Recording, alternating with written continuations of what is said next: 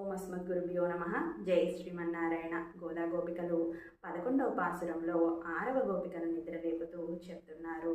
లేత వయస్సు కలిగినటువంటి అనేక పశు సముదాయములను కలిగినటువంటి వారు శత్రువులను ఎదిరించి అడ్డగించగలిగేటటువంటి శౌర్య పరాక్రమములు కలిగినటువంటి వారు, దోషము ఒక్కటి కూడా లేనటువంటి గోపాలకులము యొక్క బంగారు తీగ వంటిదానా, పుట్టలో ఉన్నటువంటి సర్పం యొక్క పడగ వంటి కటి ప్రదేశం కలిగినటువంటి దానా, అడవిలో ఉన్నటువంటి నెమలి వంటి దానా, చుట్టరికం కలిగినటువంటి చెలియలందరూ నీ ఇంటి ముందుకు వచ్చి నీలమేఘశ్యాముడైన ఆ శ్రీకృష్ణ పరమాత్మ యొక్క అనంత కళ్యాణ గుణములను మేమందరం కలిసి పాడుతూ ఉంటే నీవు కదలకుండా మాట్లాడకుండా ఉన్నావేమిటి?